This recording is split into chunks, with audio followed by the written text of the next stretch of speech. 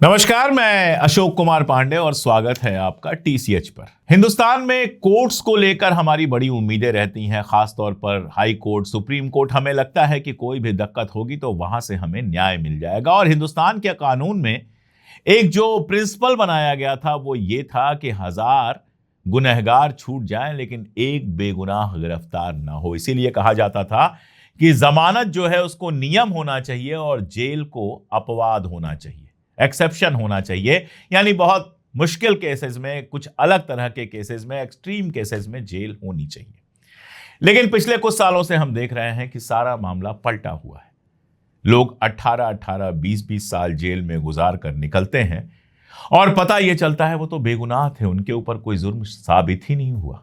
और अगर आप लिस्ट बनाएंगे कि किन लोगों के साथ ये हो रहा है तो सबसे ज्यादा इस देश में, मुझे ये कहने में कोई डर नहीं है, लोग नाम लेने से बचते हैं, सबसे ज्यादा इस देश में यह अन्याय किसी के साथ हो रहा है तो वो मुसलमानों के साथ हो रहा है। जैसे दिल्ली में एक बिंदी बेचने वाले थे मोहम्मद कासिम। 2004 में एक हिंदू लड़की के साथ भागकर उन्होंने शादी कर ली, पश्चिम बंगाल के आसनसोल में शादी कर ली। कुछ दिनों बाद आपस के रिश्ते में खटास आई, जिसकी वजह से जो महिला, इनकी जो पार्टनर थी, उन्होंने किसी और से शादी कर ली।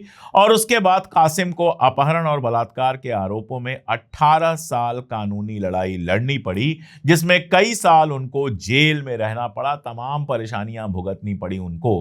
बाद में जब रिहा हुए तो कहा गया नहीं, सब गलत था, उनके ऊपर जो आरोप लगाए गए थे वो सब गलत था। उड़ीसा से एक केस आया जिसमें एक मदरसा के टीचर को 13 साल जेल में रहना पड़ा। बाकी की बात छोड़ दीजिए, उमर खालिद 5.5 साल हो चुके हैं और सुनवाई तक नहीं हो रही, जमानत की उम्मीद नहीं है।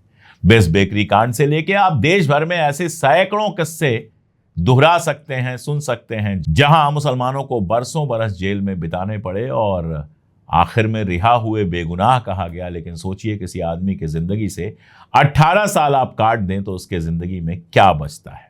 मैं तो लगातार इनकी बात करता ही रहता हूं। मैंने आपको पहले भी बताया था कि हमने हमारे दोस्त इकबाल साहब से कहा कि इस तरह के मुद्दों पर, खासतौर पे जो अल्पसंख्यकों से जुड़े हुए मुद्दे हैं, उन पर डिटेल में आपसे बात करें, और वो लगातार वीडियोस कर रहे हैं। आज भी वो इस तरह के कई बेहद इंपॉर्टेंट मामलों को लेकर आए हैं और कुछ बेहद जरूरी बातें कर रहे हैं। सुनिए पूरा वीडियो।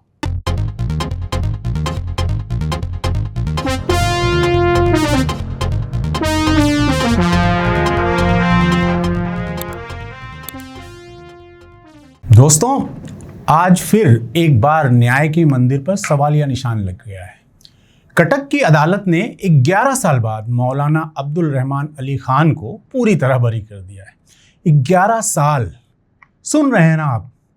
एक इंसान को 2015 से जेल की सलाखों के पीछे सड़ने के लिए छोड़ दिया गया और आज कोर्ट ने कहा अभियोजन पक्ष के पास कोई सबूत नहीं है। 11 साल की उम्र कैद, 11 साल की बर्बादी और 11 साल तक एक परिवार रोता रहा, बच्चे बाप के बिना बड़े हो गए और आज अचानक कोर्ट कह रही है कि सबूत नहीं मिले। NIA, crime branch, special cell, सबकी पूरी टीम मिलकर इस शख्स पर आतंकवाद, देशद्रोह, रिक्रूटमेंट और एक्यूआईएस से कनेक्शन जैसे गंभीर आरोप लगाती रही। पासपोर्ट जब्त कर लिया, नाम बदनाम। लेकिन आज कोर्ट ने साफ कहा कि अभियोजन पक्ष आरोप साबित करने में पूरी तरह फेल रहा। अब सवाल ये उठता है कि क्या 11 साल एक व्यक्ति को जेल में रखना न्याय है? क्या बिना ठोस सबूत के किसी को आतंकवादी का ठप्पा लगाकर उसकी पूरी जिंदगी बर्बाद कर देना सही है? यह खबर सुनकर दिल जल उठता है और दिमाग ये सोचने पर मजबूर हो जाता है कि आखिरकार हमारा सिस्टम कितना कमजोर और कितना लापरवाह है। आप ही बताइए, 11 साल बाद बरी होकर बाहर आने वाले अब्दुल रहमान का क्या होगा? उसके परिवार का क्या होगा? और सबसे बड़ा सवाल, कौन जिम्मेदार है इस 11 साल की जेल और मानसिक यातना के लिए? नमस्कार, आदाब, मैं हूं इकबाल अहमद। टीसीएच के अपने शो पर द मुस्लिम एंगल में एक बार फिर से आपका स्वागत करता हूं। हाँ, तो आखिरकार अल्लाह अल्लाह करके बकरीद बीत गई। मुंबई मीरा रोड की पूनम स्टेट क्लस्टर 1 सोसाइटी 40 बकरों की कुर्बानी की वजह से पूरे हिंदुस्तान में चर्चित रही। मुसलमान का बकरा बनाम हिंदू का सुअर भी ट्रेंड में रहा और ये सब वेस्ट बंगाल में मुसलमानों के जरिए गाय की कुर्बानी का बायकाट के काउंटर में विश्व हिंदू परिषद और बीजेपी आईटी सेल के जरिए पूरी देश में फैलाया गया। वीडियो के शुरुआत में मैंने मोहम्मद अब्दुल रहमान अली खान की कहानी सुनाई, जो कटक उड़ीसा के जगतपुर थाना क्षेत्र के सताबतिया गांव के रहने वाले हैं। वो कटक जिले के ही बिल तरुआन गांव में एक मदरसा चलाते थे, जहां से उनको 11 साल पहले गिरफ्तार किया गया था। उनके कीमती 11 साल बर्बाद कर दिए जाने की इत्तला मैंने आपको जरूर दी, क्योंकि ऐसे सैकड़ों लोग हैं जिनकी जिंदगियों के कीमती साल फर्जी आरोप के साए में जेल की सलाखों के पीछे गर्क हो गए। हाँ, लेकिन आज हम इस पर बात नहीं करेंगे, और इस पर भी बात नहीं करेंगे कि कैसे जहरीली हो चुकी एक पीढ़ी मुसलमानों के पीछे पड़ी हुई है और उसको मुसलमान की हर चीज से दिक्कत है। आज हम इस बात का विश्लेषण करेंगे, आखिर जब कोई त्योहार आता है तो अचानक से मुसलमान समाज के खिलाफ एक मुहिम सी क्यों चल उठती है। वजह चाहे जुमे की नमाज हो, रमज़ान में अलविदा जुमे की नमाज हो, ईद बकरीद की नमाज हो, अजान की आवाज़ हो, और इस बार बकरे की कुर्बानी पर लाए गए तरह तरह के नए नियम कानून हो। आज बात करेंगे कि कैसे पहले ज़मीन पर किसी मोहल्ले पड़ोस के छोटे से मुद्दे को हिंदू मुसलमान का मसला बनाया जाता है, और फिर उसमें बजरंग दल, गौरक्षक दल जैसे अनेक अतिवादी संगठन अचानक से वहां पहुंच जाते हैं और उसे बड़ा मुद्दा बना देते हैं। और फिर आता है आईटी सेल की पेरोल पर गुजर बसर करने वाला सोशल मीडिया और बिके हुए टेलीविजन के सभी प्लेटफॉर्म, जो चीख पुकार मचाना शुरू कर देते हैं। और इसके साथ शुरू होता है हिंदू खतरे में है का खेल। एक सोसाइटी की मामूली सी घटना अखिल भारतीय मुद्दा बन जाती है, और सारे व्हाट्सएप ग्रुप्स, इंस्टा रील्स वगैरह एक बवंडर सा आता है, और कुछ दिनों तक हमारे आसपास सिर्फ उसी घटना की चर्चा होती है। कभी सोचा है आपने कि हर बार ऐसा क्यों होता है? आज मैं आपको बताता हूं कि ये दिमाग को हैक करने की गणित कौन सी है। पिछले साल 5 दिसंबर को धुरंधर नाम की एक मूवी का पहला पार्ट रिलीज होने वाला था। फिल्म रिलीज के तकरीबन 1 महीना पहले धुरंधर का ट्रेलर रिलीज हुआ, और ट्रेलर रिलीज होते के साथ ही सोशल मीडिया के हर प्लेटफॉर्म पर धुरंधर की एक सुनामी आई। सोशल मीडिया का हर पेज, हर वीडियो, पॉडकास्ट, रील्स सिर्फ धुरंधर की बात कर रहे थे। इन्फॉर्मेशन की इस बमबारी ने हर किसी को या तो धुरंधर का फैन बना दिया या हेटर। फिल्म पाकिस्तान में हमारे काल्पनिक स्पाई ऑपरेशन पर आधारित थी, तो जाहिर है कि देशभक्ति को प्रमोट कर रही थी। वहीं इस फिल्म के सारे विलेन इत्तेफाक से ही नहीं, जानबूझकर मुसलमान थे, और कुछ डायलॉग ऐसे थे जो हिंदू सेंटीमेंट को उभारने में और मुसलमानों से नफरत करने के बुनियाद पर खड़े थे। फिल्म जब थिएटर में लगी तो धुरंधर देखना तकरीबन फर्ज के बराबर सवाब कमाने का काम घोषित कर दिया गया। फिल्म ने रिकॉर्ड तोड़ नोट छापे। अभी आई धुरंधर पार्ट 2 ने भी सोशल मीडिया पर आंधी तूफान मचाकर कमाई के सारे रिकॉर्ड ध्वस्त कर दिए। लेकिन आज धुरंधर चर्चा से गायब है। मुसलमान विलेन होते हैं, वो देश के लिए अच्छे नहीं होते। फिल्म ये बात 3 में से 2 दर्शकों के दिमाग में बैठाने में कामयाब हो गई।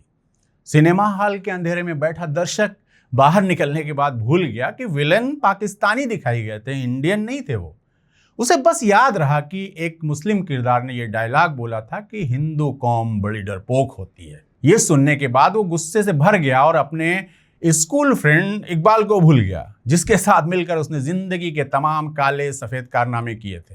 उसे बस ये याद रहा कि हिंदू बहुत खतरे में है, उसे अपने धर्म को मुसलमानों से बचाना है।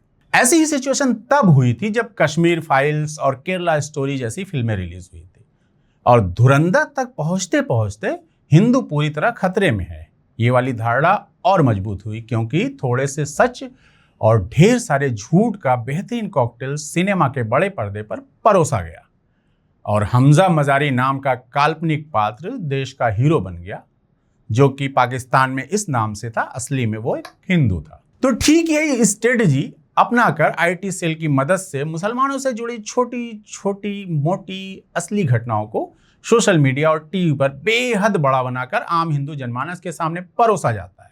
ये किसी मुस्लिम का हिंदी पड़ोसी से हुआ विवाद हो, 2 कार या बाइक के छोटे मोटे एक्सीडेंट में हुई गर्मा गर्मी हो, एक मुस्लिम लड़के का हिंदू लड़की से अफेयर हो, या फिर आने वाला कोई मुस्लिम त्यौहार हो, अचानक से हर टीवी चैनल और सोशल मीडिया का हर प्लेटफॉर्म पूरी मुस्लिम कौम को हिंदू धर्म के खिलाफ एक खतरे के तौर पर पेश करना शुरू कर देता है। ताजा मामला पश्चिम बंगाल में गाय की कुर्बानी के बायकॉट से शुरू हुआ तो हिंदू प्रदेश का हर नेता गाय की कुर्बानी पर बोलने लगा। ऐसा दिखाया गया कि जैसे मुसलमान जबरदस्ती हर साल पूरे देश में गाय की कुर्बानी करता आ रहा हो, जबकि हकीकत इसके उलट है। कुर्बानी हमेशा से बकरे और भैंस की होती रही है, भेड़ की भी होती है और उसकी सरकारी परमिशन है। और सिर्फ पश्चिम बंगाल और नॉर्थ ईस्ट के राज्य अरुणाचल प्रदेश, मेघालय, मिजोरम, नागालैंड, त्रिपुरा के साथ गोवा में गाय का मांस खरीदना बेचना लीगल है। तो यहाँ के मुस्लिम लोग राज्य के कानून के अनुसार कुर्बानी लेते देते रहे। और मजेदार बात यह है कि दिल्ली राज्य के एक मंत्री ने भी जनता को संदेश दे डाला कि ऊंट की कुर्बानी, गाय की कुर्बानी नहीं होने दी जाएगी, जबकि दिल्ली में ऐसी कुर्बानी का कोई इतिहास नहीं रहा है, ना कि कानूनन ये मुमकिन है। सब हवा में तलवार भांजकर एक फर्जी समस्या खड़ी कर रहे थे, जिससे कि हिंदू जनमानस के मन में मुसलमानों के लिए नफरत मजबूती से बैठ जाए। फिर सवाल उठता है कि इस नफरत की खेती से उपजी फसल का ये लोग क्या करेंगे? उसका जवाब आपके आसपास है। इस फसल से हमारी जिंदगी में असली असर डालने वाले मुद्दे ढक दिए जाते हैं। पिछले 2 हफ्ते में पेट्रोल डीजल के दाम 7.5 रुपए तक बढ़ गए। दूध के दाम अमूल, मदर डेयरी वगैरह के 2 रुपए बढ़ गए। ईरान अमेरिका जंग और स्टेट ऑफ हॉर्मुज बंद होने से हुई गैस की किल्लत अब तक जारी है। कमर्शियल गैस सिलेंडर इतना महंगा हुआ कि खाने के हर छोटे बड़े ठिकानों ने अपनी रेट लिस्ट में 20% तक का इजाफा कर दिया। डीजल महंगा होने से ट्रांसपोर्ट और खेती दोनों महंगे हुए। फसल, सब्जी, आटा, दाल, चावल, खाने का तेल सब महंगे हो गए। अर्थव्यवस्था का हाल ये है कि विदेशी निवेशक अपना इन्वेस्टमेंट निकालकर वियतनाम जैसे लाभकारी देशों में इन्वेस्ट कर रहे हैं और वियतनाम की इकोनॉमी हमसे ऊपर चली गई। हमारा विदेशी मुद्रा का भंडार इतना खाली हो गया है डॉलर का कि हमारे प्रधानमंत्री को जनता को संबोधित करना पड़ रहा है और कहना पड़ रहा है कि भैया गाड़ी में तेल कम फूको, विदेश की यात्रा कम करो और शादी वगैरह में थोड़ा कम खर्चा करो, सोना यानी गोल्ड कम खरीदो। ये और बात है कि सरकारी आंकड़ा बताता है कि 80 करोड़ आम जनता पहले से 5 किलो राशन पर गुजर बसर कर रही है। तो उसके ऊपर ये सब लागू ही नहीं होता है। सिर्फ ऊपर के 1 से 3% लोग हैं जो प्रधानमंत्री की अपील में गिनाई गई लग्जरी को अफोर्ड कर पाते हैं। तो अब आप बताइए, क्या आपने किसी टीवी चैनल को इस मुद्दे पर चीखते सुना कि सरकार जवाब दे, जनता जानना चाहती है, नेशन वांट सुनो या फिर रोज हिंदू खतरे में है का नारा लगाने वाले किसी यूट्यूबर, सोशल मीडिया इन्फ्लुएंसर को कहते सुना कि देश की अर्थव्यवस्था खतरे में है? कुछ इक्का दुक्का कमजोर आवाजों को सिवा आपको ये बात कहीं नहीं सुनाई देगी। इन सब मुद्दों पर पर्दा डालने के लिए सबसे आसान शिकार है मुसलमान। उसकी नमाज, उसकी अजान, उसके त्यौहार और उसके धार्मिक कर्मकांड को निशाना बनाकर बवाल खड़ा करना सबसे आसान तरीका है। इस बार तो कई सारी नई मस्जिदें भी खोजी गई जहां नमाज पढ़ने पर पाबंदी लगा दी गई और बहुसंख्यक जनमानस को बरगलाने का बहुसंख्यक समुदाय का ठीक ठाक तबका मानने लगता है कि वाकई सारी समस्या की जड़ मुसलमान है। हिंदू धर्म की सबसे ज्यादा खतरा मुसलमानों से ही है। और नफरत का आलम देखिए, आपको उत्तराखंड के कोट द्वार का दीपक कुमार तो याद होगा, जिन्होंने कोट द्वार के एक मुस्लिम बुजुर्ग वकील अहमद को बजरंग दल के हुड़दंगियों से बचाया था। बजरंगी तब चाहते थे कि वकील अहमद अपनी दुकान Baba school dress and matching centre से बाबा शब्द हटा दें। बाबा बेसिकली अरबी शब्द है जो वहां पिता के लिए इस्तेमाल होता है और हमारे यहाँ धार्मिक गुरुओं के लिए। दीपक कुमार जिम चलाते थे। इस घटना के बाद बजरंग दल वालों ने उनके जिम के सामने बवाल किया। इन शॉर्ट ये समझे कि दीपक कुमार, जिन्होंने नफरतियों के पूछने पर अपना नाम मोहम्मद दीपक बताया था, उनके जिम के सारे मेंबर्स एकाएक गायब हो गए, क्योंकि ज्यादातर मानने लगे थे कि दीपक को उस मुसलमान नाम वाले दुकानदार को बचाना नहीं चाहिए था। और अब ये हाल था कि जिम के मकान मालिक ने भी 3 महीने का किराया न देने पर उन्हें जिम खाली करने का अल्टीमेटम दे दिया। फिर कुछ अच्छे लोग सामने आए और इसी नफरती निजाम के सामने खड़े हुए और सोशल मीडिया पर ही मदद की कैंपेन चलाई और दीपक कुमार को ठीक ठाक मदद उन लोगों से दिलवाई जिन्हें अब तक मुल्क के एक होने में भरोसा है। और हम सब उम्मीद करते हैं कि दीपक कुमार का जिम चलता रहेगा और उन्हें देखकर कुछ और लोग मजलूमों की मदद के लिए आगे आने में संकोच नहीं करेंगे। दीपक कुमार को परेशान करने के पीछे का मकसद यही था कि कल को कोई दूसरा दीपक कुमार नफरतियों के सामने सीना तान कर खड़ा न हो और बोल न सके कि मैं हूं मोहम्मद दीपक। आज आप जो भी नफरत फैलाने का पैटर्न देख रहे हैं, ये दूसरे विश्व युद्ध के पहले जर्मनी में यहूदियों के खिलाफ सफलता से आजमाया जा चुका है। और मज़ेदार बात है कि तब के पीड़ित यहूदी वही काम अब कट्टरपंथी यहूदी जालिम बनकर फिलिस्तीनी मुसलमानों के साथ कर रहे हैं।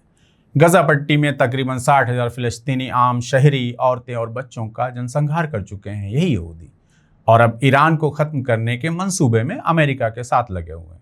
इस पूरे दिल दहला देने वाले लंबे दौर को TCH पर अशोक कुमार पांडे भाई ने अच्छे से कवर किया है, आप भी देखिएगा ज़रूर।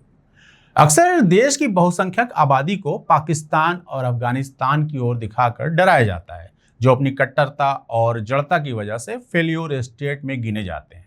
पाकिस्तान को विलन के रूप में पेश करती फिल्में बनाई जाती हैं जहां निशाने पर भारतीय मुसलमान होता है, लेकिन असली दुश्मन कौन है? चीन है। लेकिन चीन की बात करने में वो रोमांच महसूस नहीं होता क्योंकि चीनी मुसलमान नहीं है। चीन आज अमेरिका की बराबरी में खड़ा है और पाकिस्तान कहीं नहीं है। लेकिन हम चीन से मुकाबला कर देश की अर्थव्यवस्था को मजबूत करने की ओर कदम बढ़ाने की जगह अपने ही देश की एक देशभक्त कौम को दुश्मन की तरह देश की बाकी अवाम के सामने पेश कर रहे हैं।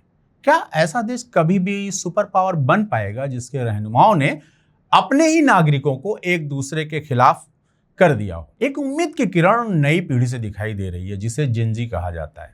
सोशल मीडिया पर ताज़ा वायरल हुई काकरोच जनता पार्टी के उठाए मुद्दों को जैसे जेनजी ने हाथों हाथ लिया, उससे पता चलता है कि आगे चलकर नई पीढ़ी नफरत के इस जाले को साफ करेगी और हम नफरत की जगह उस रास्ते की ओर बढ़ेंगे जो हमें तरक्की की ओर ले जाएगी। क्योंकि हमने अपनी जिंदगी तकरीबन जी ली है, हमारे जैसे लोग, हमारी उम्र के लोग, और अच्छा बुरा और सबसे बुरा भी वक्त देख लिया। शायद देश का सबसे अच्छा वक्त आना इसी पीढ़ी के हाथों लिखा है। हम उम्मीद का दामन कभी नहीं छोड़ने वाले लोग हैं, यकीनन आप भी नहीं होंगे। जाते जाते एक सवाल, वैभव सूर्यवंशी ने जब 26 गेंदों पर 97 रन बना चुका था, तब 27वीं बाल पर जब उसने बल्ला घुमाया तो एक साथ पूरे देश ने फिंगर क्रॉस करके 6 रन की दुआ मांगी थी कि उसकी सेंचुरी हो जाए। लेकिन जब गेंद कैच हो गई तो हर कोई उस बच्चे के साथ दुखी हुआ। क्या आप बता सकते हैं कि वैभव को चीयर करने वाले में कितने हिंदू और कितने मुसलमान थे? क्या आप सच में काउंट करने का फार्मूला तलाश कर सकते हैं? नहीं ना? तो यही असली हिंदुस्तान है। फिर से कहूँगा, सोचिएगा जरूर। असली मुद्दे वो नहीं है जो रोज सुबह आपके व्हाट्सएप ग्रुप में आता है। हकीकत आप भी जानते हैं, लेकिन अगर आपका दिमाग हैक किया जा रहा है तो आपको पता नहीं चलेगा। तो आज के लिए इतना ही। खुश रहिए, सुरक्षित रहिए और देखते रहिए हमारा चैनल। अगर अभी तक आपने चैनल सब्सक्राइब नहीं किया है तो सब्सक्राइब कर लें। बहुत बहुत शुक्रिया।